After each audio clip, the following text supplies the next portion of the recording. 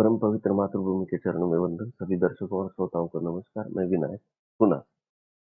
सबसे पहले तो मैं एक क्षमा ज्ञापन करना चाहता हूँ कि पिछला एक हफ्ता मैं नया कोई कंटेंट का वीडियो नहीं बना पाया, लेकिन कुछ नया काम कर पाया हूँ। आपने देखा भी होगा कि अ, हर सुबह अब आपको नोटिफिकेशंस आएंगे। शॉर्ट वीडियोस डाल रहा हूँ मैं 3 अंक के बारे में।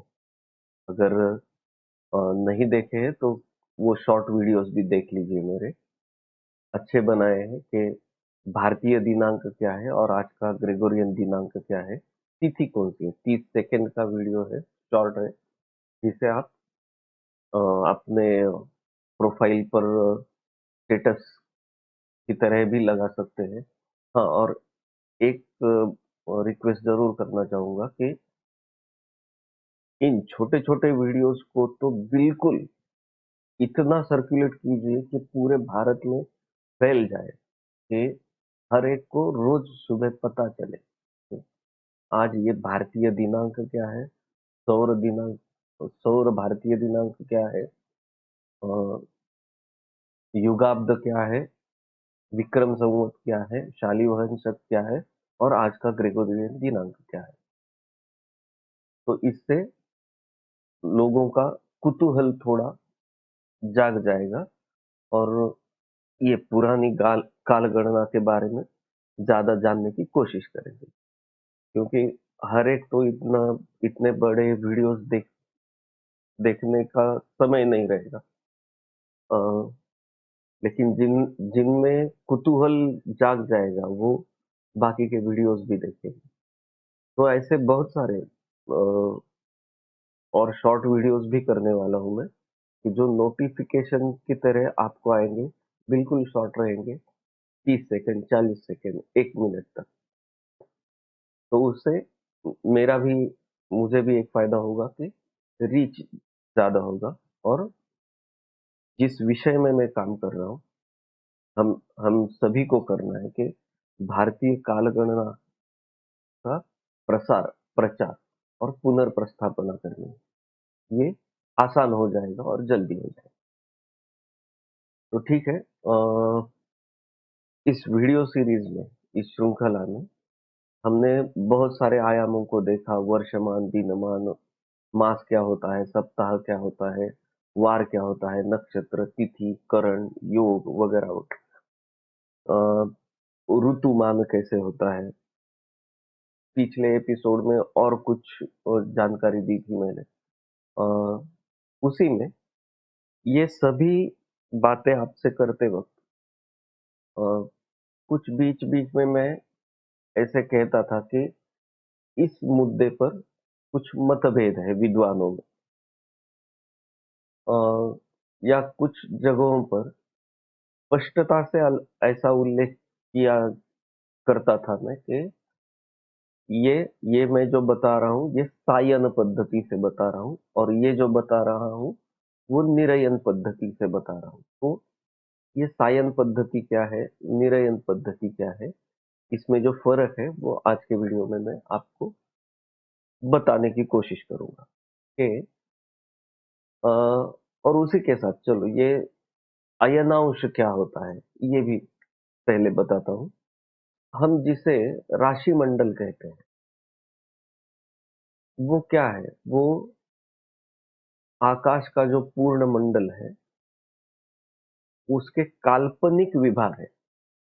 काल्पनिक लेकिन समान विभाग है। 30 अंश के 12 विभाग, यानी उसे हम एक राशि कहते हैं। ऐसे 12 12 विभाग, 12 राशि, यानी 12 इंटू 30 अंश, यानी 360 अंश का मंडल पूरा होता है। उसमें से पहले जो 30 अंश है उसको मेष राशि कहा जाता है, और और आखिरी जो 30 अंश का विभाग है उसे मीन राशि कहते हैं। लेकिन ये जो मैं कह रहा हूं कि पहले 30 अंश और आखिरी 30 अंश, तो पहले यानी किस बिंदु से पहले, ये बिंदु निश्चित करने में कुछ मतभेद है। इसमें प्रमुखतः से दो पक्ष है कि एक जो पक्ष है उसके मतानुसार शालिवाहन शक 496 में वसंत संपात बिंदु जिस बिंदु पर था, वसंत संपात नक्षत्र मंडल के जिस बिंदु पर था, उस बिंदु से नक्षत्र मंडल की शुरुआत मानी जाए, राशि मंडल की शुरुआत मानी जाए, वो आरंभ स्थान मानना चाहिए।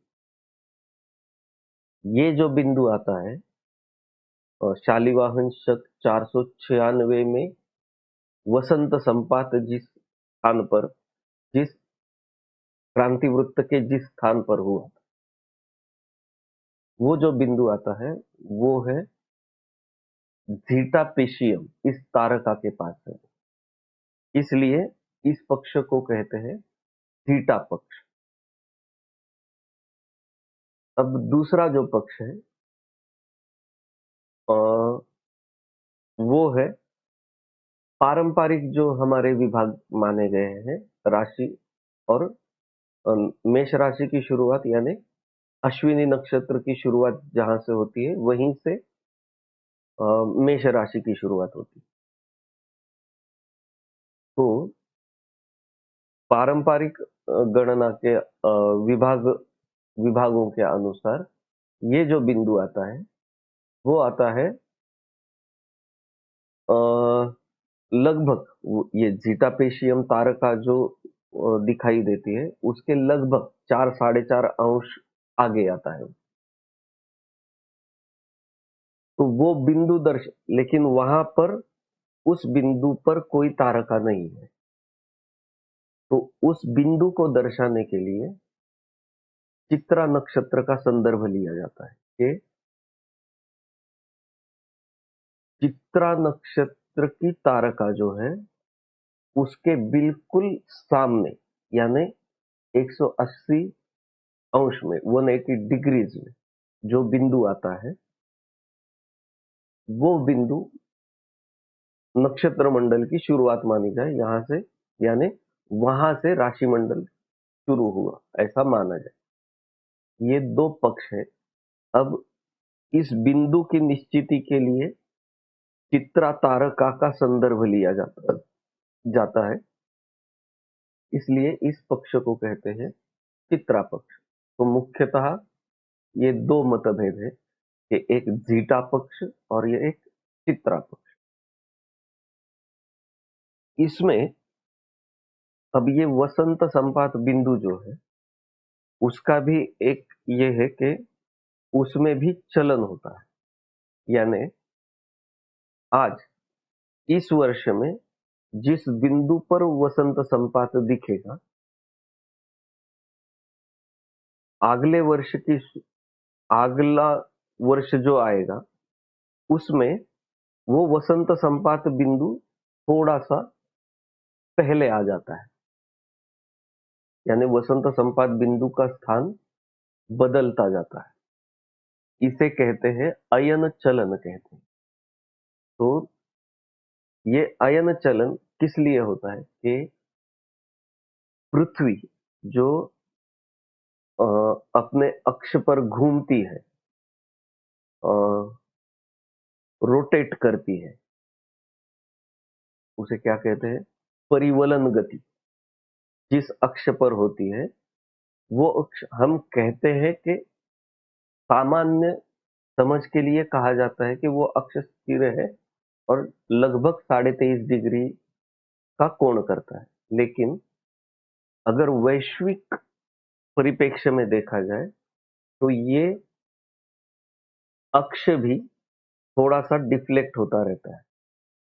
तो डिफ्लेक्ट यानी वेग डिफ्लेशन, उसको भी एक विशिष्ट गति है और वो इसे कहते हैं परांचन गति कहते हैं। और वो गति सामान्यतः इस परांचन गति पर यानी कि इस अक्ष का इस परांचन गति से एक सर्कल पूरा होने में लगभग 26,000 साल लगते हैं। 25,800 साल लगते हैं। तो इस वजह से ये डिफ्लेक्ट होने की वजह से हमारा जो आकाशीय विषुववृत्त है वो उतने डिग्रीज में बदल जाता है। उस वजह से हर वर्ष में वसंत संपात बिंदु थोड़ा सा पहले आ जाता है। एक वर्ष में वो डिफरेंस दृश्यमान नहीं होता है, कुछ वर्षों के बाद होता है। तो ये चलन कितना है, वो ग्रह गणित, आधुनिक गणित से भी वो आता है कि लगभग 52 विकला, 52 विकला। विकला यानी एक अंश का 60वां भाग होता है कला, और एक कला का 60वां भाग होता है विकला। तो 60 विकला यानी एक पूरी कला, लेकिन एक पूर्ण कला का चलन नहीं होता है, 52 विकलाओं का चलन होता है। इसका गणित किया जाए तो लगभग वसंत संपात बिंदु एक अंश एक अंश से चलित होने के लिए लगभग 72 साल लगते हैं। तो अब इसमें एक तीसरा पक्ष ये भी आता है, जो पहले 2 पक्ष बताए मैंने कि हाँ, वो उस वक्त बताना रह गया मेरा कि अब ये वसंत संपात बिंदु से राशि मंडल की शुरुआत होनी चाहिए। तो हर 72 साल में राशि मंडल एक अंश बदल कर देखना पड़ेगा हमें। तो इस पक्ष का जो मत है कि वसंत संपात बिंदु से नक्षत्र मंडल या राशि मंडल की शुरुआत होती है, इस पक्ष को कहते हैं सायन पक्ष। और जिस पक्ष का कहना है कि नहीं, वो चित्रा नक्षत्र, उसमें वो 2 पक्ष आते हैं कि जीटा पक्ष और चित्रा पक्ष, कि वो 4 अंश के फर्क से जो बिंदु निर्देशित किया जाता है, वहीं से अश्विनी नक्षत्र की शुरुआत मानी जाए, यानी राशि मंडल की शुरुआत मानी जाए। इस पद्धति को कहते हैं निरयन पद्धति। और सायन यानी ये वसंत संपात का चलन जो होता है, उस वसंत संपात के बिंदु से राशि मंडल अगर पकड़ा जाता है तो उस पद्धति को कहते हैं सायन पद्धति, क्योंकि वो अयन बिंदु के चलन पर आधारित है। इसलिए अयन पर आधारित है, इसलिए सायन कहते हैं। और निरयन भी इसलिए कहते हैं कि इस अयन से पर निर्भर नहीं करता है। एक बार जो फिक्स किया गया, ये अश्विनी नक्षत्र की शुरुआत है, तो वहीं से माना जाएगा। तो इसलिए उस पक्ष को निरयन पक्ष कहा जाता है। अब ये जो हर हर 72 साल में एक अंश का जो फर्क आता है, उससे फर्क ये हुआ है कि मुख्यतः फर्क एक ही हमारे व्रत या पर्व में दिखाई देता है, क्योंकि हमारे पारंपरिक व्रतों में एक ही ऐसा उत्सव है, व्रत है, पर्व है कि वो केवल और केवल सूर्य की स्थिति पर आधारित है। वो है मकर संक्रांति का पर्व। तो ये जो हम 14 या 15 जनवरी को मकर संक्रांति मनाते हैं, वो निरयन पक्ष से आती है। यानी हमारे पारंपरिक नक्षत्र विभाग के अनुसार उस वक्त मकर राशि में प्रवेश होता है। लेकिन सायन पद्धति से अगर देखा जाए तो वसंत संपात बिंदु पर ये से वर्ष की शुरुआत यानी 22 मार्च को मानी जाए तो अवष्टम्भ बिंदु जो आता है यानी उत्तरायण की शुरुआत जो आती है वो 22 दिसंबर को आती है। उसी बिंदु से उस वक्त से यानी 22 दिसंबर से सूर्य का मकर राशि में प्रवेश होता है, सायन मकर राशि। तो सायन पक्ष के लोगों का कहना है कि मकर संक्रांति और हमारे ऋतु चक्र जो बदलता रहता है उस हिसाब से भी वो सही है कि वहां से उस वक्त 22 दिसंबर को मकर राशि मनानी जानी चाहिए। अब ये मतभेद जो है कि जो केवल पारंपरिक श्रद्धा के अनुरूप ही होना चाहिए ऐसा जो मानेंगे वो कहेंगे नहीं 14 जनवरी के आसपास जो आता है वही ठीक है। जो आधुनिक विज्ञान और इस इन दोनों का कुछ संतुलन चाहते हैं वो कहेंगे नहीं 22 दिसंबर को होना चाहिए। तो ये मतभेद तो होंगे और इसमें भी जो जो तीसरा पक्ष में थोड़ी देर पहले कह रहा था कि ईस्वी सन 1520 के आसपास अ, ग्रह लाघव नाम का एक बहुत ही प्रसिद्ध ग्रंथ हुआ है। अ, उसमें कुछ त्रुटियां हैं लेकिन उसका सबसे महत्वपूर्ण योगदान ये है उनके लेखक थे गणेश दैवज्ञ जी। तो उसका सबसे महत्वपूर्ण योगदान ये है कि ये इस्लामिक आक्रमणों के बाद जो हमारी सारी ज्ञान परंपरा खंडित होती होती जा रही थी लगभग 9वीं शताब्दी से उसका पूरा विध्वंस हो रहा था। नालंदा तक्षशिला जे ये दो ही हमें मालूम होते हैं। वैसे मेरे पास कम से कम 30-40 यूनिवर्सिटीज के नाम है कि जो नष्ट की गई है। केवल श्रद्धा स्थान ही नष्ट किए हैं ऐसे नहीं, ये मुख्यतः ज्ञान केंद्र नष्ट हुए हैं कि जिसकी वजह से हमारी संस्कृति का पतन हुआ है।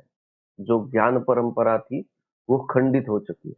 तो ये हम जो सारे प्रयास कर रहे हैं वो फिर से वो खंडित हुई परंपरा को फिर से प्रस्थापित करना है और उसका सबसे महत्वपूर्ण केंद्र बिंदु यही रहेगा कि काल गणना का जो मुख्य बिंदु है, मुख्य आयाम है जीवन का और इसी से सारी शास्त्र विद्या और कलाओं की निर्मिति होती है काल के आद्य स्पंद से। तो मुख्यतः काल को हमें ठीक से समझना पड़ेगा। हाँ, ये जो मतांतर मतभेद जो है इस पर ज्यादा ध्यान नहीं देना है। मैं यहाँ पर सिर्फ इतनी विनती करूंगा कि सामान्य जन ने व्यवहार में जिन्हें ज्यादा ये है उन्होंने इन मतभेदों का कुछ इशू नहीं बनाना है कि कुछ लोग झीटा पक्ष को मानने वाले रहेंगे, कुछ चित्रा पक्ष को मानने वाले रहेंगे, कुछ हाँ ये अभी जो नाम बताया मैंने गणेश दैवज्ञ जी के ग्रह लाघव के आधार पर गणित करने वाले रहेंगे। तो इनमें आपस में कुछ नए विवाद ना खड़े हो जाए। ये गणेश दैवज्ञ जी का सबसे बड़ा योगदान है कि जो 9वीं शताब्दी से जो ये सारी ज्ञान परंपरा खंडित होती जा रही थी उनमें से बचे कुचे कुछ अवशेषों को इकट्ठा करके संकलन करके एक नया ग्रंथ बनाया उन्होंने ग्रह लाघव नाम का कि जो ये पंचांग बनाने की प्रक्रिया काल गणना के बहुत सारे चीजें ऐसे बिखर चुकी थी उनको एकत्रित संकलित करके एक ग्रंथ ऐसे बनाया कि वो पंचांग निर्मिति का ज्ञान और उस कारण से काल गणना के सारे आयामों का ज्ञान बच सका। अगर ये ग्रह लाघव जैसा ग्रंथ निर्माण नहीं होता तो आज जितना हम पंचांग देख रहे हैं उतना भी देखने को नहीं मिलता। तो उसमें अगर कुछ त्रुटियां भी है तो, लेकिन उसका सबसे महत्वपूर्ण योगदान ये है कि खंडित हुई ज्ञान परंपरा को फिर से संकलित करके सबसे महत्वपूर्ण जो काल गणना का जो शास्त्र है उसको बचाने का श्रेय ग्रह लाघव को जाता है। तो ये ग्रह लाघव पक्ष का जो कहना है उनके हिसाब से ये अयन चलन जो आता है वो पूर्ण 60 कला का पकड़ के आता है। पूर्ण 60 विकलाओं का यानी एक कला। और सूक्ष्म गणित से देखा जाए तो वो 52 विकलाओं का आता है। तो उस वजह से ग्रह लाघवीय गणित, अ, ये निरयन पक्ष का गणित और सायन पक्ष का गणित, इनमें मतभेद होते हैं। तो सामान्य जन को इतना ही करना है कि अगर 4 लोग आपके सामने खड़े हो जाए, एक कहेगा 15 जनवरी को मकर संक्रांति होनी चाहिए, एक कहेगा 22 दिसंबर को होनी चाहिए, तो आप सभी को हाँ कह देना। झगड़ा वाद विवाद करना ही नहीं है। हाँ भाई, आज करनी है क्या मकर संक्रांति? दे दो, चलो तिल गुड़ के लड्डू दे दो, हमें लड्डू से मतलब है।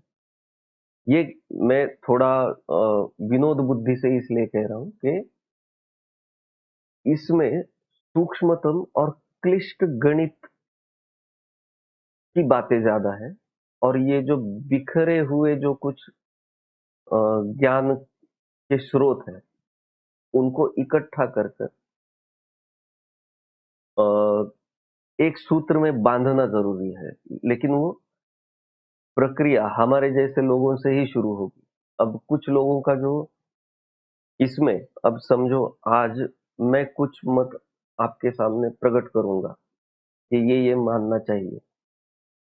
समझो मैं निरयन पक्ष आपके सामने रख रहा हूं, तो आज के युग में सायन पक्ष को मानने वाले बहुत ज्यादा लोग हैं, क्योंकि विज्ञान के आधार पर प्रत्यक्ष वेद से दिखाई देता है, सूक्ष्मतम गणित किया जा सकता है और वसंत संपात का चलन प्रत्यक्ष रूप में हम देख सकते हैं, सूक्ष्मतम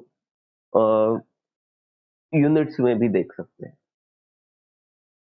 तो जो उस पक्ष को मानने वाले हैं, समझो मैंने केवल निरयन पक्ष के संदर्भ में से आपके सामने कोई एक बिंदु रखा आपके सामने, तो आप में सुनने वालों में से कोई होगा कि जो केवल और केवल सायन पक्ष को ही पूर्ण मानता है, तो वो हो सकता है मुझसे कुछ क्रॉस क्वेश्चनिंग करे।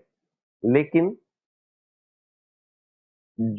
मेरा कहना बस इतना है कि इस क्लिष्ट और सूक्ष्म गणित में सामान्य जन को नहीं पढ़ना चाहिए। हाँ, अगर कोई मुझसे वाद प्रतिवाद युक्तिवाद संवाद विवाद वितंडवाद करना चाहता है तो मेरे जैसे लोगों का ये काम है कि अ, अ, एकदम रफ लैंग्वेज में कहा जाए, बोलचाल की भाषा में कहा जाए कि हम जैसे लोगों को जिनके दिमाग में ये कीड़ा घुसा है ना ग्रह गणित का, उन पर छोड़ दो ये गणित करना क्या करना। लेकिन इतना विश्वास तो जरूर है कि जो कोई इस क्षेत्र में काम कर रहे हैं, बहुत ही अच्छा काम कर रहे हैं। मैं किसी एक पक्ष की बात नहीं कर रहा हूँ, हर एक पक्ष के। और मैं जिनको ज्यादा से ज्यादा अप्रिसिएट करता हूँ, बहुत सारे हैं। नीलेश ओक जी है, सीके राजू जी है, वेदवीर आर्य जी है। इनके वीडियोस आप देखें यूट्यूब पर, इनमें भी कुछ मतांतर है। कुछ मैं आज इतना लोगों तक मेरा रीच नहीं है, लेकिन समझो 2-4 साल में अगर मेरे पक्ष के लोग म मेरे पास कुछ नए बिंदु है इसमें रखने के लिए, जो मतांतर आपको बताया मैंने। इसके अलावा कुछ अलग और कुछ 10 बिंदु मेरे पास ऐसे हैं कि जो मैं अगर सामने रखूँ, तो उसके बारे में बहुत मतांतर होंगे, वाद होंगी, चर्चाएँ होंगी। लेकिन हमारी परंपरा तो यही रही है कि वाद-विवाद हमारे यहाँ होते ही रहते हैं।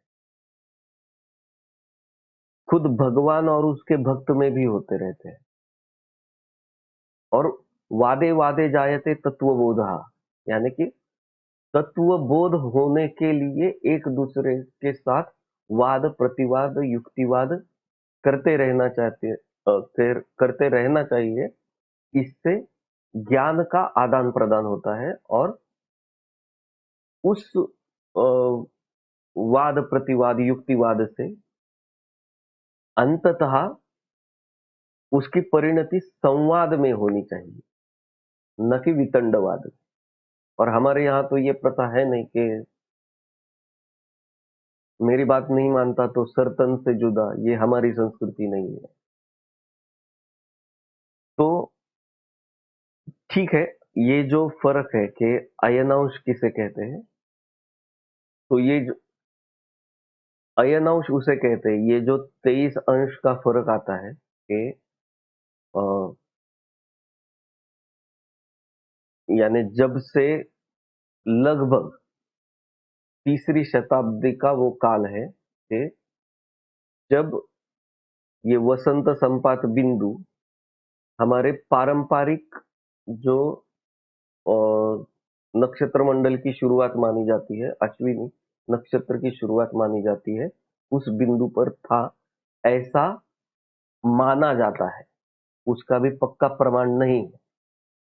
उसमें भी 2 पक्ष है कि ये शालिवाहन शक 496 में जिस बिंदु पर था, वो बिंदु बताने वाला झीटा पक्ष है और शालिवाहन शक 228 या 30 कुछ है।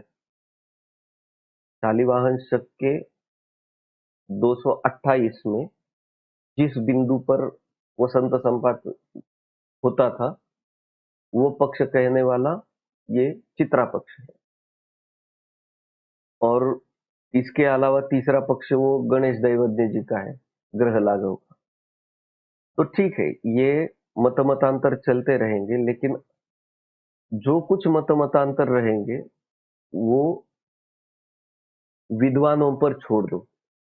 विद्वान कहे जाने वाले बुद्धुओं पर छोड़ दो। तो जैसे ये संक्रांति का उदाहरण दिया मैंने, वैसे ही कि जो विद्वान कहे जाने वाले हैं, इसमें अध्ययन करने वाले हैं, बोलचाल की भाषा में कहा जाए तो जिनके दिमाग में ये ग्रह गणित का कीड़ा घुसा हुआ है, उनको करने दो ये सारे गणित। आपने बस सिर्फ इतना करना है कि 4 लोग बता रहे हैं कि ये 4 समय संक्रांति के हैं, तो आप साल में 4 बार तिल और गुड़ के लड्डू खाओ और 4 बार संक्रांति मनाओ, कोई फर्क नहीं पड़ता है। हमारे पर्व उस निमित्त से हमारी संस्कृति की जतन होना चाहिए। सांस्कृतिक तत्वार्थ समाज में प्रचलित रहना चाहिए। तो अच्छा है, 4 बार संक्रांति मनाओ, 4 बार लड्डू खाओ। वैसे ही जैसे और एक उदाहरण देना चाहता हूँ मैं, यहाँ महाराष्ट्र में ज़्यादा दिखाई देता है कि शिव जयंती का उत्सव। शिव जयंती का उत्सव साल में 4-4 बार गवर्नमेंट कहती है 19 फरवरी को होना चाहिए। इतिहास संशोधकों में कुछ मतांतर है, वो अलग-अलग 2-3 तिथियाँ बताते हैं। तो शिवाजी तो ऐसा व्यक्तिमत्व है कि आधुनिक युग की तो वो देवता है। तो शिवाजी को तो हर दिन याद किया जाता है। मैं अपनी पूजा में बैठ के पूरी पूजा अर्चा होने के बाद सबसे पहले अगर किसे याद करता हूँ वो तो वो शिवाजी है, और अत्याधुनिक काल में अगर किसे याद करता हूँ तो वो सावरकर है। तो अ, 4 बार शिव जयंती मनाने की, 4 बार क्या 8 बार मनाएंगे। ऐसे ऐसे व्यक्तित्व को तो हर दिन याद किया जाना चाहिए। इतने ये मतांतर इतने सामान्य रूप से सुलझ सकते हैं।